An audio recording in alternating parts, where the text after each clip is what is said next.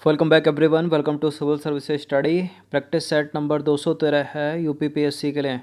Focus करेंगे इसमें हम ज्योग्राफी के क्वेश्चन पर। तो चलिए स्टार्ट करते हैं। तो क्वेश्चन नंबर 1 पर आ जाइए। कौन सी धारा दक्षिण अटलांटिक महासागर में धाराओं के एक पूर्ण वृत्त के निर्माण में योगदान नहीं देती? बेगुएला, ब्राज़ील, कनेरी या फिर पश्चिम प्रवाह धारा? इसका आंसर हो जाएगा कनेरी, ऑप्शन नंबर सी। तो देखिए, कनेरी धारा का संबंध दक्षिण अटलांटिक महासागर की धाराओं के पूर्ण वृत्त से नहीं है। यह उत्तरी अटलांटिक महासागर में प्रभावित होने वाली एक ठंडी जलधारा है, कोल्ड करंट है। इंपॉर्टेंट है, अलग अलग करने के लिए आ जाते हैं कि कौन सी ठंडी कौन सी गर्म, सब करा रखा है। क्वेश्चन नंबर 2 पर आ जाइए। निम्न महासागरीय धाराओं में से कौन सी प्रशांत महासागर से संबंधित नहीं है? हम्बोल्ट पैसिफिक ओशियन में कोल्ड करंट है। कैलिफोर्निया भी पैसिफिक ओशियन की है। क्यूरोसियो भी पैसिफिक ओशियन की है। कनेरी नहीं है, कनेरी अटलांटिक की है। तो देखिए, कनेरी एक ठंडी महासागरीय धारा है जो उत्तरी अटलांटिक महासागर से संबंधित है, जबकि क्यूरोसियो जापान की गर्म जलधारा है और उत्तरी प्रशांत महासागर में प्रवाहित होती है। बात करें कैलिफोर्निया की तो ठंडी है और कैलिफोर्निया उत्तरी प्रशांत महासागर में प्रवाहित होती है, तथा पेरू या जिसको हम्बोल्टी बोलते हैं ठंडी है, वो दक्षिणी प्रशांत महासागर में प्रभावित होती है। क्वेश्चन नंबर 3 पर आ जाइए। ग्रेट सॉल्ट झील निम्नलिखित में से कहाँ पर स्थित है? इंपॉर्टेंट है ये। ग्रेट सॉल्ट लेक कहाँ पर है ये? यूएसए में, संयुक्त राज्य अमेरिका, ऑप्शन नंबर बी। तो ग्रेट सॉल्ट झील जो है संयुक्त राज्य अमेरिका के उटाह राज्य में अवस्थित है। इसकी लवणता 220% है। क्वेश्चन नंबर 4 पर आ जाइए। सागरीय लवणता का मुख्य स्रोत क्या है? मुख्य स्रोत की बात हो रही है, जो मेन कॉजेज है इसका।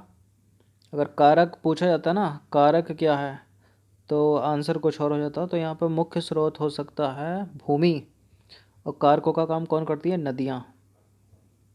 तो देखिए, सागरीय लवणता का जो मुख्य स्रोत है वो भूमि है, जबकि नदियाँ लवणता को सागर तक पहुँचाने वाले कारकों में प्रमुख हैं। तो भूमि कैसे हो सकती है? देखिए, इरिगेशन जो सिंचाई विचाई होती है सब वहीं होती है, मिट्टी में ज़्यादा सिंचाई करने से भी।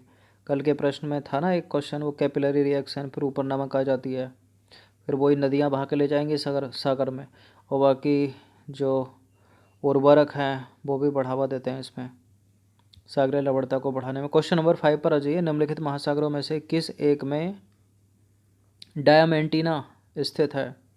डायमैंटिना प्रशांत, अटलांटिक, हिंद या फिर उत्तरी ध्रुव महासागर में? डायमैंटिना क्या है? खाई है, देखा जाए तो। खाई मतलब गर्त है, गर्त, ट्रेज जिसको बोलते हैं, ये इंडियन ओशियन में, हिंद महासागर में। तो देखिए, डायमैंटिना खाई जो है हिंद महासागर में स्थित गर्त है। और मेरियाना कहाँ है? प्रशांत महासागर में, बहुत पूछते हैं उसको। क्वेश्चन नंबर 6 है। निम्नलिखित में से कौन सा देश नील नदी द्वारा अपवाहित नहीं होता है? युगांडा तो होता है, सूडान होता है, इथोपिया होता है, चाड नहीं होता है। इसके अलावा जो होते हैं, देखिए, रवांडा होता है, बरुंडी होता है, डेमोक्रेटिक रिपब्लिक ऑफ कॉन्गो होता है, केनिया, इथोपिया, सूडान, दक्षिणी सूडान, युगांडा, मिस्र आदि जो हैं वो नील नदी के अपवाह बेसिन के भाग हैं। चाड इसके अपवाह क्षेत्र का भाग नहीं है, सारे अफ्रीकन कंट्री हैं ये। क्वेश्चन नंबर 7 पर आ जाइए। एशिया की निम्नलिखित में से कौन सी नदी दक्षिण की ओर प्रवाहित होती है? इनमें दक्षिण की ओर प्रवाहित होने वाली एशिया की नदी है साल्वीन, ऑप्शन नंबर डी। तो देखिए, आमूर, लीना और ओब नदियां अपने उद्गम क्षेत्र से उत्तर की ओर प्रवाहित होती हैं, जबकि साल्वीन नदी अपने उद्गम क्षेत्र से दक्षिण की ओर प्रवाहित होती है। क्वेश्चन नंबर 8 पर आ जाइए। कौन सी नदी एशिया से संबंध नहीं रखती? लोपनीर एशिया की है, अमूर एशिया की है, टिग्रिस एशिया की है, नाइजर एशिया की नहीं है। कहाँ की है नाइजर? अफ्रीका, अफ्रीकन की है। तो देखिए, नाइजर नदी जो है वो पश्चिमी अफ्रीका में स्थित फूटा जलान पठार से निकलकर गिनी की खाड़ी में मिल जाती है। यह एशिया से संबंधित ना होकर अफ्रीका से संबंधित है। क्वेश्चन नंबर 9 पर आ जाइए। सर और आमू नदियाँ निम्नलिखित में से किस महासागर में गिरती हैं? सर और आमू नदियाँ काला सागर में नहीं गिरती, कैस्पियन सागर में नहीं गिरती, बाल्टिक में नहीं गिरती, ये एरल सागर एरल सी में गिरती हैं। एरल सागर पूरी तरह से सूख चुका है और अपने क्षेत्रफल का केवल 10% ही बचा है। तो सर एवं आमू नदियाँ मध्य एशिया की महत्वपूर्ण नदियाँ हैं। यह मध्य एशिया के अलग अलग पर्वतों से निकलकर एरल सागर में गिरती हैं। क्वेश्चन नंबर 10 पर आ जाइए। महावेली गंगा एक नदी है, किसकी है? महावेली गंगा श्रीलंका की है। किसकी है? श्रीलंका की नदी है ये। तो देखिए, महावेली गंगा श्रीलंका की सबसे लंबी नदी है जो उत्तर पूर्व की ओर बहते हुए बंगाल की खाड़ी में मिल जाती है। उत्तर पूर्व की ओर बहती है। क्वेश्चन नंबर 11 पर आ जाइए। क्योंकि ये रहा इंडिया, ये रहा श्रीलंका, ये बंगाल की खाड़ी तो है पूरा, तो उत्तर पूर्व की ओर बहती है, इसमें मिल जाती है बंगाल की खाड़ी में। एशिया की विशाल नदी मेकांग निम्नलिखित देशों में से किस में नहीं बहती है? चीन, मलेशिया, कंबोडिया, लाओस। देखिए, अभी ये चर्चा का विषय थी, चीन ने इसका पानी रोक दिया था, इसलिए समाचारों की सुर्खियों में बनी रही। प्रश्न इसी तरह से ही पूछा जा सकता है। तो लाओस हो गया, कंबोडिया, मलेशिया, इसके अलावा थाईलैंड, वियतनाम, म्यांमार में होकर बहती है ये।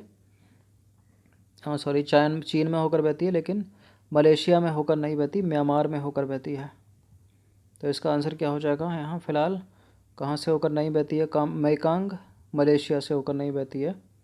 तो देखिए, मेकांग नदी जो है तिब्बत के पठार से उद्गमित होकर चीन के यूनान प्रांत, म्यांमार, लाओस, थाईलैंड, कंबोडिया और वियतनाम से प्रवाहित होती हुई दक्षिणी चीन सागर में गिरती है। मलेशिया में यह नदी प्रवाहित नहीं होती है। तो याद रखिएगा, म्यांमार है, मलेशिया नहीं है। बाकी लाओस, वियतनाम, कंबोडिया है।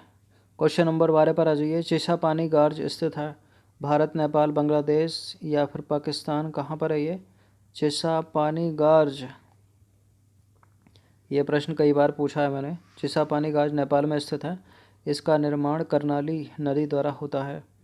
क्वेश्चन नंबर 13 पर आ जाइए। निम्नलिखित में से किसे 1000 झीलों का देश कहा जाता है? ये तो सस्ता सा प्रश्न आ गया डी ग्रुप का। क्या है इसका answer? Finland, option number A. तो देखिए, फिनलैंड को 1000 झीलों का देश कहा जाता है। और भारत में झीलों की नगरी कौन है देखा जाए तो? उदयपुर। क्वेश्चन नंबर 14 पर आ जाइए। आर्कटिक महासागर एवं प्रशांत महासागर को जोड़ने वाला जल डमरू मध्य है। आर्कटिक और पैसिफिक ओशियन को कौन सा जल डमरू मध्य जोड़ता है? इसको बोलते हैं स्ट्रेट, बेरिंग जल संधि या जल डमरू मध्य। तो देखिए, आर्कटिक महासागर एवं प्रशांत महासागर को जोड़ने वाला जल डमरू मध्य है बेरिंग। क्वेश्चन नंबर 15 पर आ जाइए। लोमबोक जल डमरू मध्य किन दो द्वीपों के मध्य स्थित है?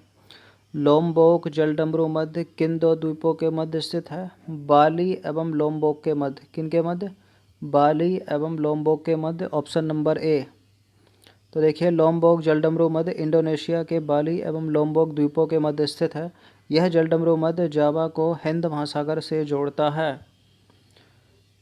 तो ये 15 प्रश्न थे ज्योग्राफी के। इनका रिवीजन कम से कम एक बार तो कर ही लीजिएगा। धन्यवाद।